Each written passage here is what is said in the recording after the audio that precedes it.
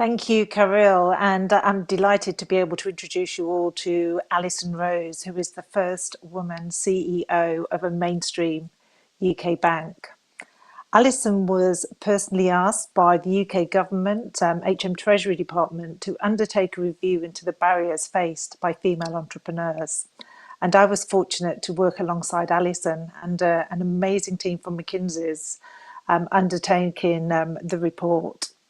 So I thought it would be worth sharing before we hear from Alison a little bit of the background because some of you may want to undertake some similar research. So what did we do?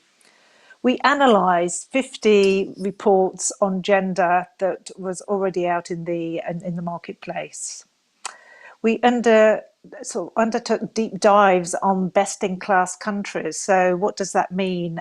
In the UK, just over 20% of businesses are run by women. We looked for the countries that were closer to 40% or 40% plus and wanted to know what best practices were in place. So we looked at Canada, the US, the Netherlands, Sweden and Australia. There were some great things already happening in the UK, so we reached out to those key influencers and networkers that were doing amazing work to find out what worked and what didn't. And then we tested our findings, the barriers and the interventions with roundtables around the country, which entrepreneurs and key influencers were invited to. And Alison very much hosted many of these herself. And then we surveyed 5,000 entrepreneurs just to check that what we were doing was right with them. So why is this different to any other report? Well, it's ongoing. It's not just a one-off report that will go into a desk. Every year we monitor the progress. We've set ourselves KPIs. And not only have we set ourselves KPIs, with the Investing in Women Code, we've set those across the finance sector. This is a collaboration between private and public sector. And I'm now delighted to hand over to Alison to tell you more about her Rose Review and female entrepreneurship in the UK. Thank you. In the UK, only 1 in 3 entrepreneurs is female. Their businesses are only 44% of the size of male-led businesses in terms of their contribution to the economy, and they receive less than 1% of venture capital.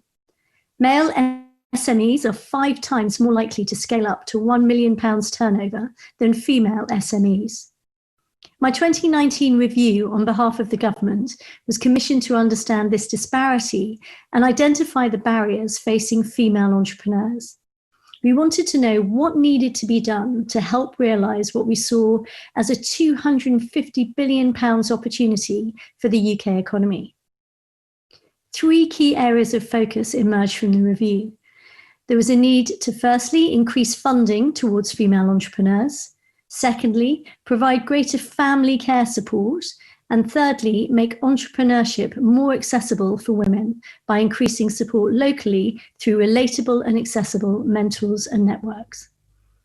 To help effect this change, we launched a series of 8 interventions, and in the last year, with support from government and industry, we have made some really good progress across all 8. For example, the Investing in Women's Code, which is a commitment to support female entrepreneurship in the UK by improving access to the advice, resources and finance needed to build a business, now has 66 signatories. These include large commercial banks such as Lloyds, Barclays and Santander, as well as venture capital and angel institutions. The code requires that these signatories have a nominated member of the senior leadership team to be responsible for supporting equality in access to finance. It requires them to increase the transparency of their data on support for female entrepreneurs, and also to adopt internal practices to improve the outlook for female entrepreneurs. The data that the banks have committed to track has been agreed, and the first tranche for Q2 2020 will be published by HM Treasury in December. The report will include industry commentary, and it will look at the impact of COVID-19 and include useful case studies to inform best practice. New investment vehicles have also been launched to increase the funding going to female entrepreneurs. At NatWest, we have announced a £1 billion fund of debt funding as part of our commitment to help create new businesses in the UK. With COVID support for female founders, we have seen a 600% uplift in our lending in 2020, which is tremendous. Coots, our private banking business, has also partnered BGF to develop the UK Enterprise Fund. This fund will launch in October and provide equity growth capital to female entrepreneurs looking to scale in the UK. The partners will take a minority stake in these businesses and give entrepreneurs access to the funding they need while retaining control of their businesses. The other example I would highlight is the Financial Expert in Residence programme, which was developed to offer free financial expertise to entrepreneurs with the support of HMT and BAYS. This initiative sees our NatWest business growth enablers spend 7 hours per week in their local enterprise partnership. They support entrepreneurs by giving them advice on financing, mentoring, sharing their sector expertise, and connecting them to other entrepreneurs in their networks. Launched in August 2019, we now have 38 experts in residence working across the 38 local enterprise partnerships in England to help more women start and grow businesses. We will be launching the programme into the remainder of the UK from Q4 in collaboration with LinkedIn, Facebook, and Microsoft. I see these and the other initiatives we have put in place as catalysts for change. Closing the gender gap, adding that £250 billion to the UK economy, and achieving the Treasury's target of 600,000 female entrepreneurs by 2030 will not be easy. However, it starts with young women at school. We need to give them the role models to aspire to and the confidence that the support is there for them to succeed.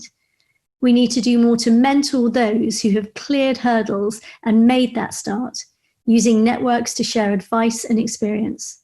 Also to offer encouragement. Businesses in the public and private sector also need to embrace the benefits that diversity can bring. It is their obligation, and it is also very clearly in their business interests. Success will require action on multiple levels, but barriers are gradually being removed, and I believe we have good momentum in the right direction. My challenge to everyone is to quicken the pace of change so that the playing field for female entrepreneurs is levelled as soon as possible.